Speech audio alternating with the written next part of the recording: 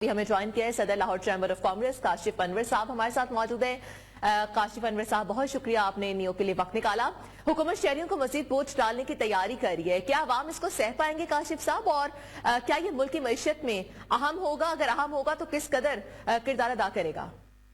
बात यह है कि आवाम की तो इस वक्त ही चीखें निकल गई हैं और इस वक्त बिजली, आपकी गैस, आपका पेट्रोल, आपके रोजमर्रा खाने की अशिया, ये तो आप आवाम की जो पहुंच से दूर हो गई हैं। और अगर हम इसी तरह से रोज बरोज टैक्सेस को बढ़ाते रहे, जो ये हमारा ख्वाब है कि हम एक्सपोर्ट को बढ़ाना चाहते हैं, हमारा ख्वाब है कि हम इंडस्ट्री को लगाना चाहते हैं, तो इतनी बड़ी कॉस्ट ऑफ डूइंग बिजनेस के ऊपर आपकी इंडस्ट्री नहीं चल सकेगी। और इस वक्त हमें इस बात को भी समझना होगा, आपका जो लोकल इंडस्ट्रियलिस्ट है वो मुल्क छोड़ के बाहर जा रहा है, जिसकी सबसे बड़ी मिसाल जो है कि आपके 5 सालों में कई लाख बच्चा आपका ये मुल्क छोड़ के चला गया क्योंकि वो यहाँ नहीं रहना चाहता।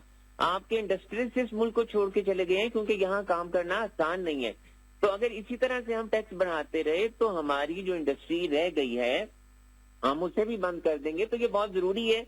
देखिए, हम हमेशा हुकूमत के साथ हैं, हम ये नहीं कहते कि जो टैक्स नहीं देते हैं आप उनसे टैक्स ना लें, लेकिन होता ये है कि उसी के ऊपर जोर आता है, आप उसी पे पाबंदियां ज्यादा लगाते हैं, आप उसी को ज्यादा स्क्वीज करते हैं, उन्हीं के लिए कवानीन आते हैं जो टैक्स नेट के अंदर होते हैं। आप अभी बिल्कुल आपने सही कहा कि रेवेन्यू जनरेट होगा तो आवाम टैक्स देंगे, लेकिन जब आवाम के पास बिजनेस नहीं है, कोई काम करने को नहीं है, तो टैक्स कहां से दिया जाएगा? आवाम पर मजीद बोझ डाला जाएगा। बहुत शुक्रिया काशिफ अनवर, आपने हमें कीमती वक्त दिया।